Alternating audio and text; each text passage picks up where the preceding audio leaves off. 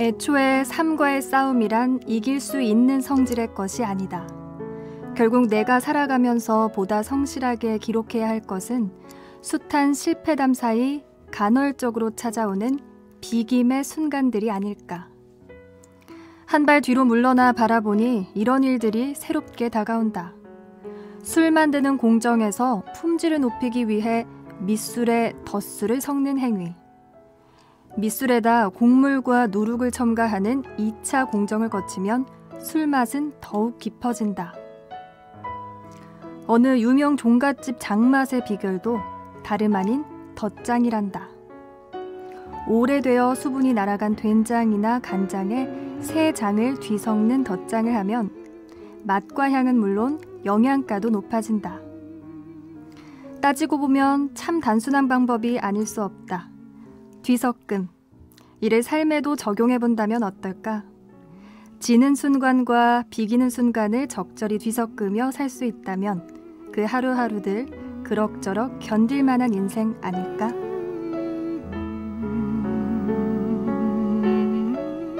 안희연의 단어의 집, 덧장 내용 중 일부를 소개해드렸습니다. 섬세한 시선이 담긴 작품들로 주목받는 분이죠. 안희연 시인님 스튜디오에 직접 모셨습니다. 어서 오세요. 네, 안녕하세요. 네. 시쓰는 안희연입니다. 반갑습니다. 네, 지금 표창원이 만난 사람 안희연 시인과의 만남 유튜브로 생중계되고 있습니다. 저희 모습을 직접 보고 싶으신 분들 그리고 댓글로 참여하시고 싶으신 분들은요.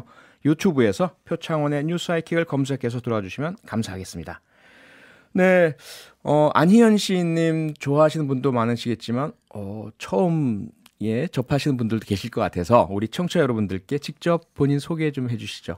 네, 시 쓰고 있고요. 2012년도부터 작품 활동 시작해서 올해로 이제 10년 차 활동을 하고 있는 네. 사람이고요. 네, 그간 시집 3권, 산문집 한 서너 권 정도 펴냈습니다. 네. 시집 3권, 산문집 1권 정도 네. 가볍게 말씀하시지만 이게 결코 가벼운 업적이 아닌데요. 이 말씀을 드려야 될 것 같아요. 무려 23만 6천 명이 참여한 설문조사에서 1등이 되신 분인데요. 어떻게 1등이냐 하면 한국 문학의 미래가 될 젊은 작가 시 부문에서 1위. 네. 와, 대단하십니다. 너무 쑥스럽네요. 예, 본인 이야기니까 네. 쑥스러우시더라도 1위가 되신 비결 좀 알려주시죠. 근데 이게 이제 2018년도 조사이기 때문에요. 네. 너무 옛날 조사다. 그래서 네, 시간이 좀 오래 지나서 굉장히 좀 쑥스러운데 네. 아마 열심히 해라라는 독려의 의미가 아니었을까 싶고요. 예. 네. 너무 쑥스럽네요. 경례의 의미다, 채찍이다 늘 듣던 말입니다. 무슨 네. MVP나 방송 연예대상 이렇게 최우수상 타신 분, 대상 타신 분들이 줄 아시는 말씀 똑같이 하시네요. 가장 최근에 나온 책 제목이 단어의 집. 앞서 제가 소개해드린 네. 구절도 단어의 집에서 나오잖아요. 오디오로 들려드렸는데 단어의 집의 프롤로그에 이런 글이 있더라고요. 보통은 시 쓰는 누구누구입니다 라고 말하지만 이 책에서만큼은 단어 생활자라고 소개하고 싶다. 단어 생활자? 처음 듣는 말인데요. 이거 어떤 의미입니까? 네, 제가 아무래도 시를 쓰는 사람이다 보니까 네. 단어가 정말 제 피나 살처럼 느껴질 때가 많아요. 남들은 그냥 스쳐 지나갈 수 있는 단어인데도 그 단어가 우주처럼 폭발할 수 있다라는 가능성을 늘 염두에 두고 단어들을 대하는 것 같습니다. 와. 네, 그래서 그 단어를 이렇게 문을 열고 정말 그 집 안으로 들어가서 네. 단어의 집 안으로 들어가서 단어가 어떻게 살고 있는지 살림살이들도 지켜보고 희노애락도 지켜보고 네. 그렇게 공간화, 시간화해서 단어들을 좀 생각을 하는 편이에요, 평소에. 우와. 그래서 그것을 제가 이제 생활자라고 멋들어지게 좀 붙이긴 했는데 역시나 좀 부끄럽기도 하네요. 아니, 정말 뭐라 그럴까요? 전혀 상상도 못하던 그런 접근이네요. 단어 자체를 문을 열고 들어가서 단어의 생활을 엿보고 단어의 희로애락을 들여다보신다는 게 어떻게 그런 생각을 하실 수가 있으셨을까요? 그러니까 저울 같은 데다가 네. 단어를 달아보면 무게가 어떨까 그런 궁리를 평소에 참 많이 해요. 그래서 어떤 단어는 좀 무겁게 가라앉고 어떤 단어는 부표처럼 물 위에 떠 있겠구나. 예. 어떤 단어는 뭐 경도는 어떻겠구나. 질감은 어떻겠구나. 늘상 이런 것들을 궁리하면서 단어를 손안에 쥐고 만져보고 뭐 기분이 어떠니 이렇게 물어보기도 하고 정말 네. 살아있는 생물처럼 저한테는 다가올 때가 많아요. 네. 아니, 안희연 시인님 만나니까 제가 좀 그 위축되는 게 왜냐면 제가 주로 접하는 단어는 뭐 살인, 강도, 뭐 네. 범죄, 사형 뭐 이런 거라서 너무 각박하게 살아오지 않았나 무게를 잰다고 하셨는데 네. 갑자기 그런 생각이 들었습니다. 그런데요, 책 목차도 좀 상당히 놀랍습니다. 이게 발음도 제대로 참 잘 안 될 것 같은데 주악, 버력, 유루, 플레레 아닌데 이런 단어들 45개를 골라서 그 안을 들어가고 이렇게 풀어주신 거죠? 네, 제가 한 꼭지 한 꼭지 작업을 하다 보니까 네. 44개의 단어의 생활을 엿보는 그런 시간이 좀 이어졌어요. 예. 그래서 그냥 이렇게 좀 낯설고 어렵고 네. 뭐 전문 용어처럼 느껴지고 하는 단어들 안에도 사실은 네. 제가 아까 말씀드린 것처럼 되게 놀라운 세계가 숨어 있거든요. 예. 그래서 이제 그런 것들이 저의 삶하고는 어떻게 잘 맞물리나 그런 것들을 좀 궁리하다가 네. 한 편 한 편 글을 쓰다 보니 이렇게 한 권의 책이 엮이게 되었습니다. 그러니까 책을 제가 읽어봐야 되긴 하겠는데 죄송하지만 아직 못 읽었어요. 그런데 단어를 중심으로 해서 단어의 생활을 이렇게 들여다보고 풀어주신다는 말씀이 우리가 아는 건 사전밖에 없잖아요. 사전은 네. 대단히 건조하게 그 단어의 그런 그 보편적인 의미를 쭉 풀어주시는 건데 그렇게 하는 건 아니실 테고 어떻게 우리가 이해할 수 있게 좀 설명해 주신다면? 네, 정말 술렁술렁 읽힌다는 이야기를 많이 해주세요. 그래서 예. 단어 사전처럼 좀 딱딱하게 네. 이 단어의 사전적이면 이것이다 이렇게 풀이한 것은 아니고요. 예. 그냥 정말 일상에서 걸어가면서 제가 오늘 뭘 먹었는지, 뭐 뭘 보았는지, 예. 뭐 TV 프로그램을 보다가 갑자기 어떤 뭐 게스트의 멘트 하나에 이렇게 또 이렇게 인상적이다라고 해서 그 단어를 낚아채서 네. 거기서부터 시작되는 저의 사유를 또 풀어내기도 하고, 그러니까 저의 되게 일상과 어떤 단어를 통해 촉발된 사유가 이렇게 맞물리는 지점 네. 그런 것들을 기록해 놓은 거라서 전혀 네. 딱딱하지 않고요. 너무 금방 읽힌다고 하셔가지고 전 되게 오래 썼는데 한두 시간 만에 수루룩 읽어버리시니까 좀 억울한 마음도 억울한 있습니다. 마음까지 들 정도로 후루룩 한번 좀 읽어봐야 되겠습니다. 저도 바로. 네. 그런데요, 오늘 뉴사이킥으로 뭐 저처럼 시인님을 처음 만나는 분들도 많이 계실 것 같아서. 네. 그러면 이 45개 단어 중에서 안희연 시인님 본인을 가장 잘 표현해 주는 단어를 하나 골라주십시오 요청을 드린다면 뭘 고르시겠어요? 네, 저 그 중에 네. 45개 중에 휘도라는 단어를 좀 골라보고 싶어요. 휘도요? 네, 저희가 이렇게 카메라로 사진 찍으면 조정할 때 휘도를 조정하거나 조도를 조정하거나 할 때 쓰는 그 물리학 용어인데요. 네, 그 휘도요. 예. 네네. 그러니까 조도도 마찬가지로 이렇게 빛의 양을 가늠하는 건데 네. 휘도는 어떤 바닥면에 닿아서 다시 인간의 눈으로 들어올 때 그 빛의 양을 그러니까 보여주는 그 용어라고 해요. 그러니까 예. 굴절을 거쳐서 제 눈으로 들어오는 그런 빛의 물리량을 가늠하는 단어인 거죠. 네네. 그래서 조도는 그냥 그 어떤 그 면적에 얼마나 가닿느냐를 측정하는 거라면 되게 일방적인 차원의 용어라면 예. 휘도는 어쨌든 굴절을 거친 거기 때문에 저는 그 단어에서 이제 제가 살아가는 방식이 타인들의 눈을 통해서 다시 나를 가늠하고 싶다 이런 생각들을 좀 자연스럽게 하게 되었어요. 예. 그래서 저라는 사람이 혼자 살아가는 것은 아니니까 네. 늘 휘도의 방식으로 세상을 살피고 사람들을 살피면서 살고 싶다. 그 사람들 눈 들여다보면서 그 예. 안에 있는 나를 이렇게 한번 감각해보고 싶다. 이런 마음이 좀 들어서 저를 표현하는 단어로 휘도를 한번 꼽아보았습니다. 예. 그런데 휘도를 통해서 본인을 들여다보시려다가는 혹시 상처를 받지도 않으시나요?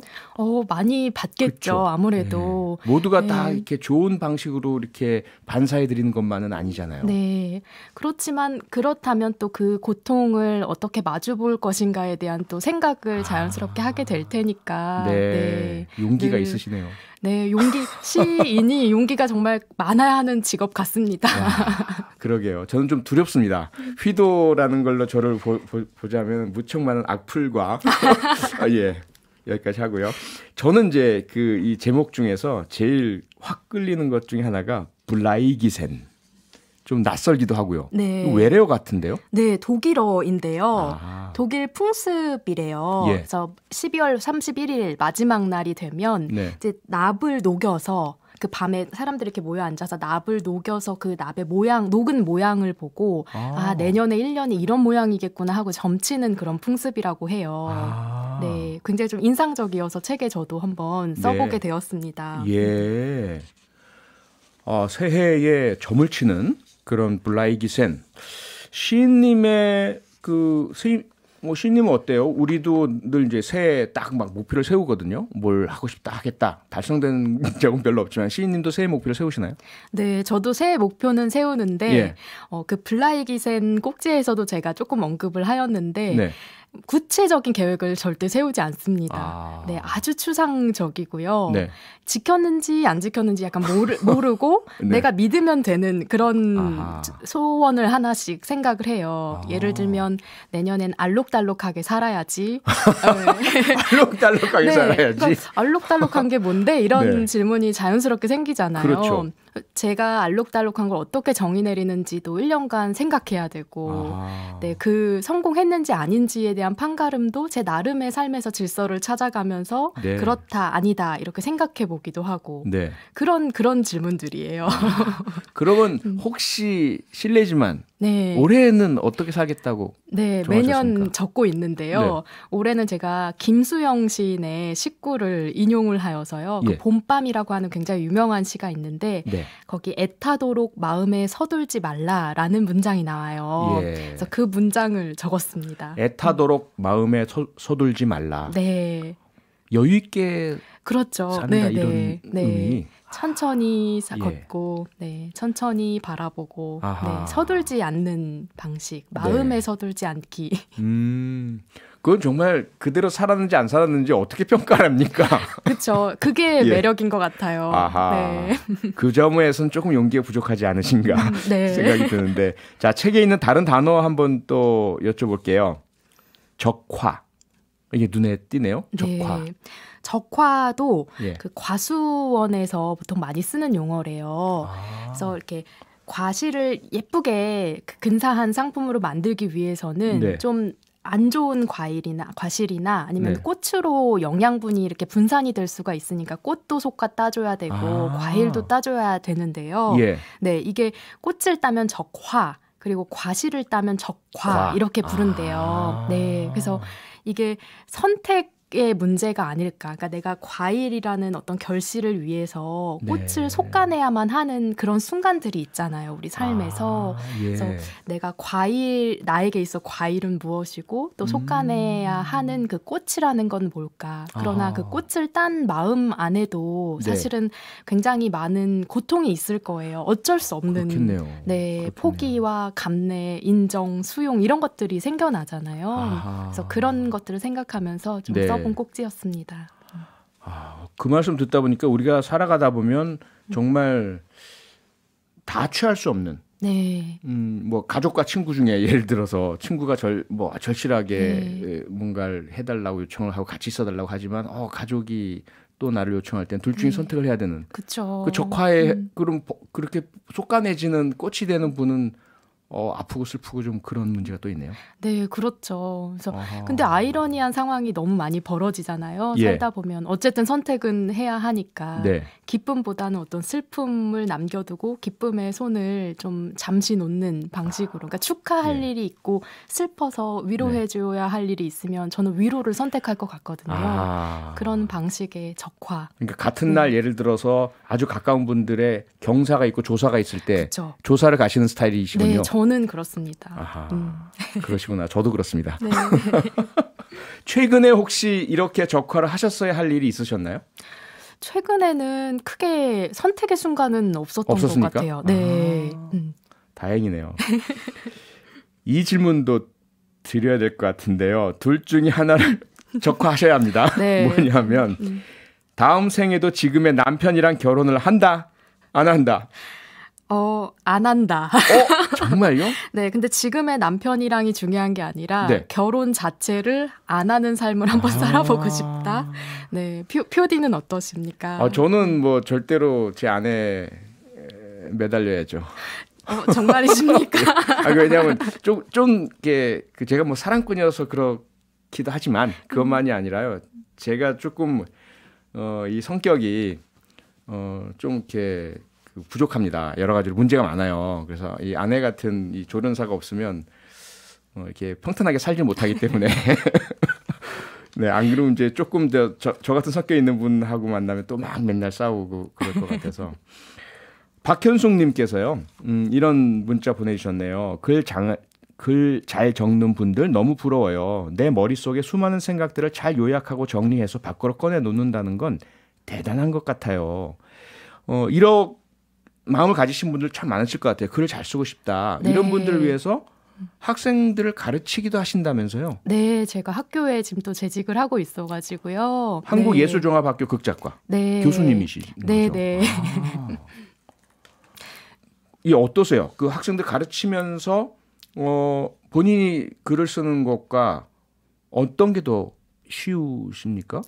바보 같은 질문이지만. 둘 다 어렵고. 둘 다 네, 어렵죠. 정말 둘 다 어렵고요. 네, 네. 네, 근데 아까 그 박현숙님처럼 네. 좀 글쓰기가 좀 어렵고 하신 분들은 혹은 그런 학생들 만나면 항상 정말 일기를 꼬박꼬박 쓰라는 이야기를 많이 하거든요. 예. 네, 근데 정말 매일의 기록하고 근데 네. 어떤 가치 판단을 하지 않고 그날 본 것, 그날 느낀 것, 그날 생각한 것을 매일매일 적는 그 언어의 근육을 기르면 네. 그것이 정말 그 우리가 식스팩을 만들 때 네. 계속해서 훈련을 해서 언어의 그러니까 근육을 만드는 것처럼 사실은 언어도 똑같거든요. 네네. 그래서 그런 훈련을 어떤 일기라는 조금 편안한 방식으로 해봐라. 뭐 이런 네. 이야기를 많이 하거든요.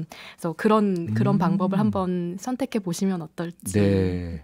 그런데 사실 저는 이제 학교에서 일기 숙제는 날씨만 쓰고 오늘은 해 뭐 이러고 혼나고요. 네. 주로 전 반성문으로 이 글의 근육이 키워졌거든요. 네, 네. 좀 문제가 있지는 않을까요? 아니요. 저는 모든 종류의 예. 글쓰기는 훈련을 통해서 좋아진다고 생각하는데 괜찮습니까? 네, 반성문이든 편지든 예. 일기든 일기는 제가 하나의 예시로 말씀드린 거고요. 네네. 어떤 형태이든 꾸준히 한번 작업을 해보시면 좋지 않을까요? 안심이 좀 됩니다. 네. 네. 그리고 이제 책 속에서 그 가르치는 네. 부분에 대한 내용도 있잖아요. 기저선 단어 챕터에 우리 그 한국예술종합학교 학생들 말고도 시각장애인 분들, 중학교 남학생, 또 50, 60대 어머님들 이런 여러 대상들을 향해서 글쓰기를 가르쳐 보셨다고요? 네, 어떠셨어요? 아마 저도 이제 생활을 해야 되니까 네, 시 쓰는 일 별도로 이렇게 강의 활동을 쭉 꾸준히 해왔는데요. 네. 정말 재밌었던 건 그 중학교 2학년 남학생들하고 시 쓰는 수업을 했던 것이에요. 어떠셨어요? 일단 집중이 하나도 안 되고요. 네. 네. 상상이 됩니다. 네, 10분이 쉬는 시간인데 예. 그 10분 동안 나가서 축구를 하고 와요. 운동장에 나가서. 네.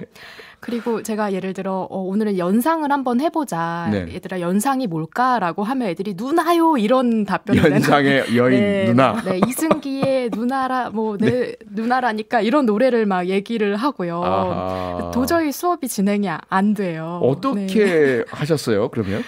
그런 아이들의 또 눈높이에 맞춰서 아하. 네, 그럼 누나한테 연애 편지를 한번 써보자. 오. 이렇게 또 재미있게 접근을 해보기도 하고 네. 이렇게 표현하는 것과 저렇게 표현하는 것 중에 누나가 뭘 더 기뻐할까라고 아하. 말을 하면 예. 또 즐겁게 아이들이 활동을 하기도 하고 해서 네. 항상 그 친구들의 눈높이에 맞추려고 많이 노력을 했죠. 아니 시만 잘 쓰시는 게 아니라 이 사람의 심리에 대해서 상당히 능통하십니다. 정말 아닙니다. 예, 그 말씀만 들어봐도 각각 다른 대상을 향해서 어쩌면 그렇게 적절한 그런 그 말씀을 하시는지. 문정숙님께서요. 와, 저도 글 쓰는 거 좋아하는 소녀였는데 작가라는 꿈을 이루지는 못했어요. 너무 멋지십니다. 오늘 방송을 듣고 시인님 팬이 된 분들도 꽤 많으실 것 같거든요. 저를 포함해서.